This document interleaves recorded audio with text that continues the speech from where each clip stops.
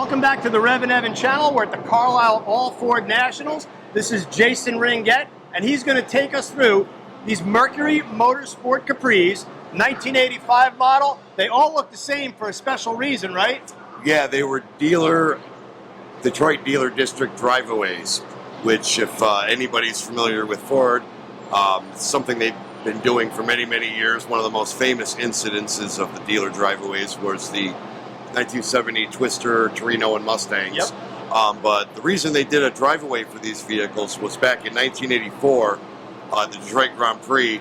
The day before the actual Grand Prix, they held the Trans Am race, which was called the Motor City 100. Okay. And in '84, the Mercury Capris, driven by Willie T. Ribbs, Tom Gloy, and Greg Pickett, finished 1, 2, 3. Right. So for 1985, Mercury was awarded sponsorship of both races, and with any sponsorship comes providing pace cars. Right. And with any pace car usually is replicas for the dealerships. Yep. So they set it up as a driveaway, and what had happened is on the morning of the race, they had them all staged around the track. All the dealers came down, had a little party, jumped into their cars, did a little parade lap, then drove them right back to their dealerships to prominently display. And there was only 54 cars that Ford had associated with this program. 54 were ordered, and one that was pulled off the dealer lot, and this was it, the prototype. Oh, wow. Yeah, I remember. So back, if you remember the Ford Motorsport Nationals at Maple Grove, for many, many years, they did it with the Contour there. I think they did it with the 93 through 5 Lightning, and they definitely did it with one of the special edition, like the 92 feature car. And part of the deal with the dealer driveways is that they line them all up, so you just have this sea of the exact same looking car, and that's actually where the regional dealers will come get the cars and then bring them back to their dealers. Some of them will drive them, some of them will flatbed them or tow them so they don't get any more miles on them, but it's a really neat scene, and this is a special one because it really was a tie-in to the race.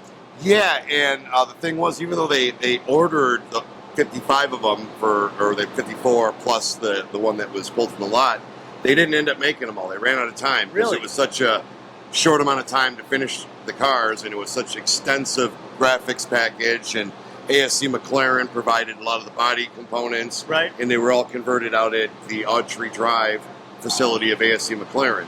So what ended up happening is about 4 of them, they just left, didn't even bother to start. They just considered those not needed. And then the 10 of them, they just ran out of time before converting, so they just used regular looking ones, and that they would give transportation vehicles to VIPs from Ford or the Grand Prix. But these, of the 41 that were actually converted, there was 1 prototype, 2 pace cars, 2 safety cars, 6 festival cars, and 30 driveaway replicas. All right, Jason, before you lift that hood, so the red stripes, kind of the fadeaway stripe, very reminiscent of the Motorcraft kind of theme going on there. Is there any tie into that? Yeah, well, like I mentioned earlier, the 2 of the racers that won in '84 were driving the Roush Protofab Capris, which were very similarly striped.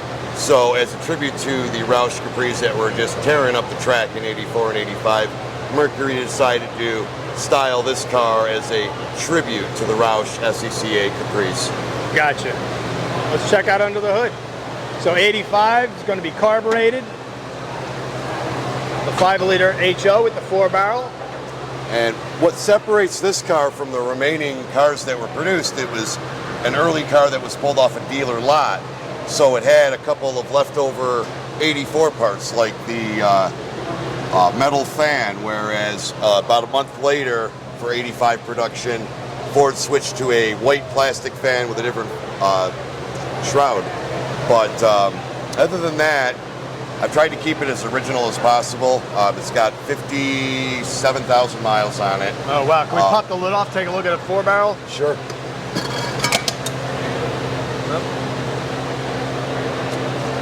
So these are the last of the carbureted Mustangs. Now, if there were, I believe, about 7 cars that were automatics, and those got the CFI, and almost all of the automatic cars were used at the for festival cars because they never knew who was going to be jumping in. and whether they could drive a 5-speed. Right. Now, so I'm seeing a unique headlight cover. Tell me about that. Part of the ASC McLaren package. Now, it didn't get all of the stuff the McLaren coupes would have got. It received the headlight and taillight covers, the side skirts, the rear valance with exhaust cutouts, and the rear wing. But what really makes it unique, obviously, is the extensive decal package, which was produced by Graphic Concepts in Michigan. They were in right by where ASC was, and they were also the company that produced all the ASC decals for the coupes. Did all the cars get the full decal package? Yes. Now, this one got a little something extra. This one was not actually part of the Driveaway. What had happened is they did this one months prior, and once they were done with it, they returned it to the dealership, and then the dealership immediately sold it. And when the race came along, they came up one car shy that they needed for the display inside the lobby of the Renaissance Center. So they asked the owner that bought it if they could borrow it, and they shoved this in the lobby. And what they did was they overlaid a couple decals for the race and all that. They were just temporary. I kind of tried to recreate what it looked like at the race. Now, the 4 track cars, the 2 pace cars, 2 safety cars, those did get additional decals, as you can see on one of the track cars that we have here with us today. And as far as this car here. Yes. Okay. And this one here. Before we do that, let's take a look at the interior on your car. Okay. And then this one's a T-roof car. And then I'm also noticing the difference in the steering wheel. So some have that 3-spoke really beautiful wheel, and then some have the 2-spoke. Yeah, there's only limited options on the Capri compared to the Mustang, because Mercury was always considered a little more upscale. So a lot of stuff that was optional for the Mustang in '85 became standard feature. And as far as the option goes, the only options you could get on an 85 5.0 were the cruise control, air conditioning, power lock group, and either T-top or sunroof. And you gotta love the red piping on the seats. That just makes the interior, in my opinion. Yeah, all of them got gray interior, the gray sport interior. However, there were 4 that got red interior. Really? So that's pretty rare, and of course we had to bring one of those here too. So now tell me about this car here. This was considered the Motor City 100 safety car. They built a primary pace car and safety car for the Grand Prix, and they made a backup of each, which served the Motor City 100 as the primary and also a backup for the Grand Prix. This car is quite interesting. The history of it was a couple of owners of other motorsports. They found it in the woods about 12 years ago. Look, this car, it was in the woods. And it was completely destroyed.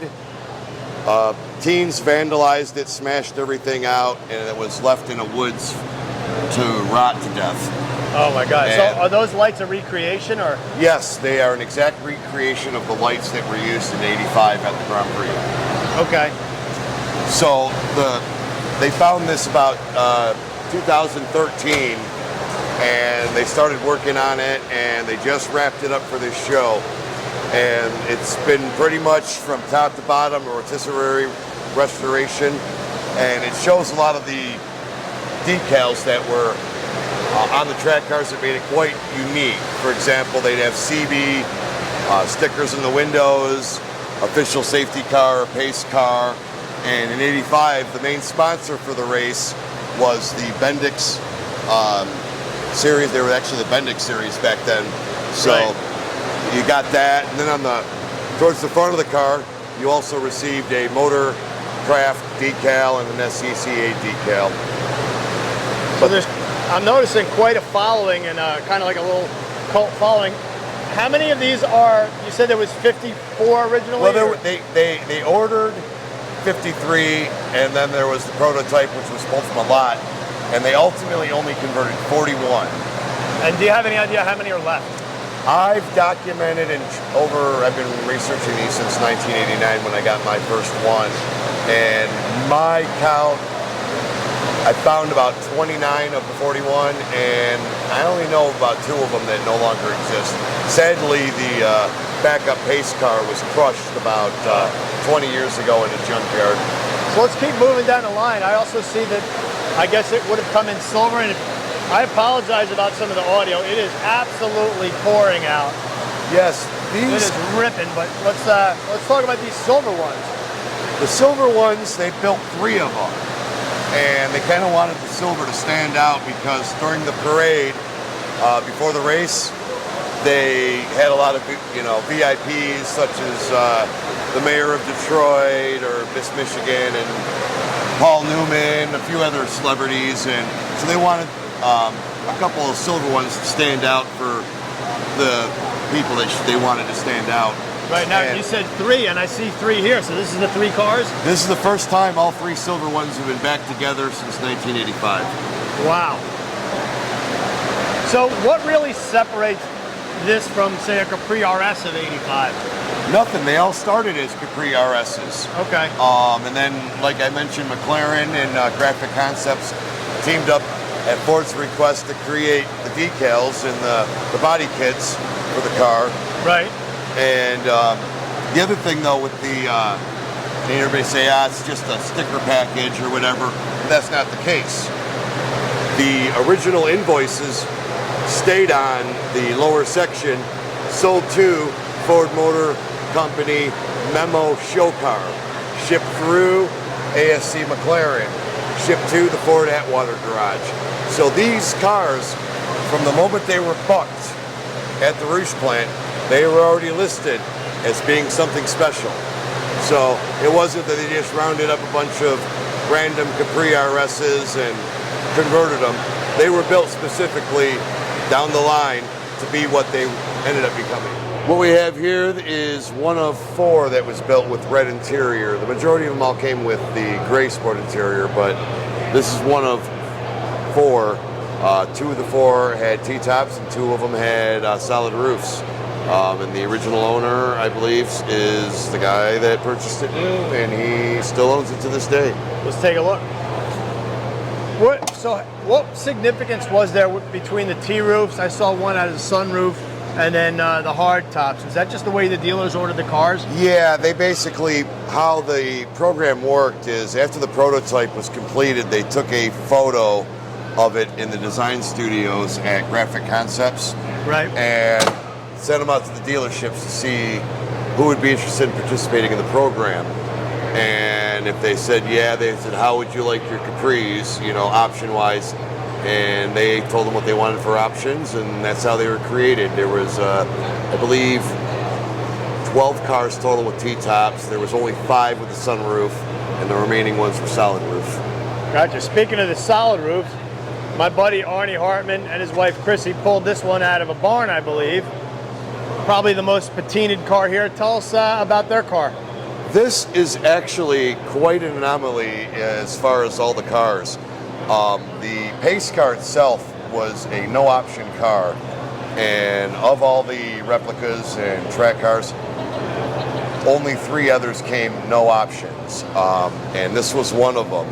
But what makes this one so unique is being that they were hand-produced over at ASC McLaren. When they first got a lot of these in, a lot of the staff didn't know if they were going to be regular McLarens or what have you. And the regular McLaren coupes all came with radar detectors. So somehow at ASC, they goofed up and they installed one of their Whistler radar detectors. It was the only motorsport Capri that got one. Oh, really? So this is the only car with a radar detector? Only one that we've found, and the only one that's been even heard of having one.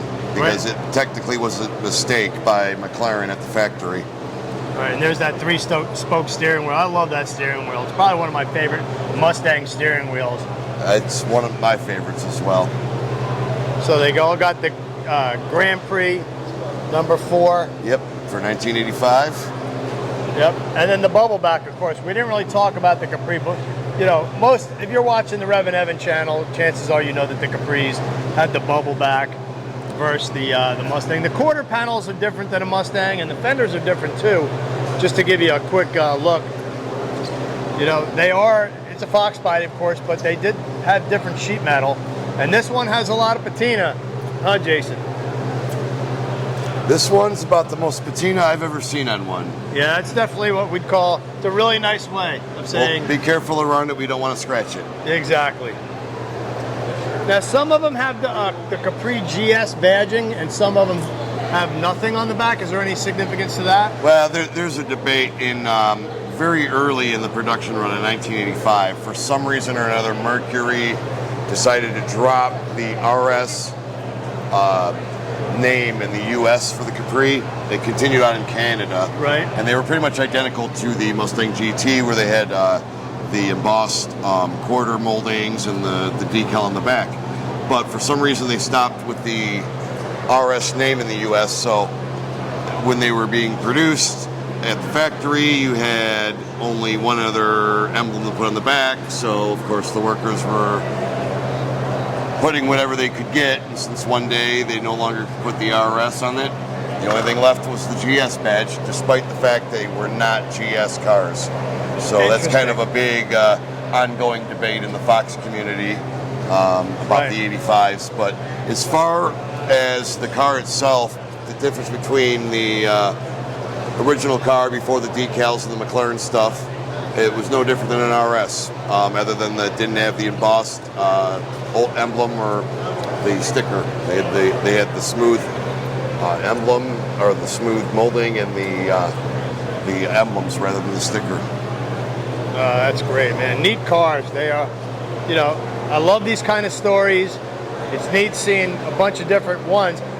I guess you'd be lucky to see one of these cars maybe somewhere at a show, but seeing them all together really makes it kind of a neat deal to see the different options and the colors and things.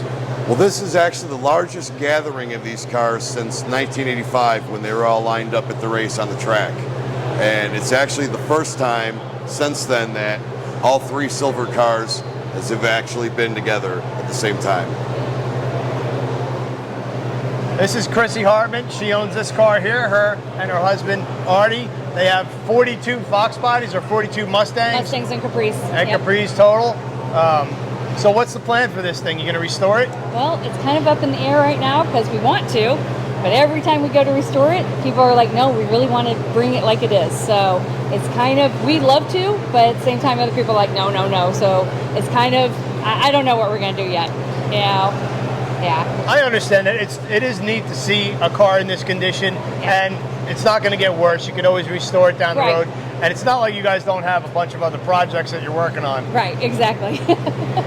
Cool. Well, Jason, Chrissy, I hope you guys enjoyed this look at the Capri. It's an amazing story of a really unique car. Thanks for watching the REVan channel. Be sure to subscribe and come back for more.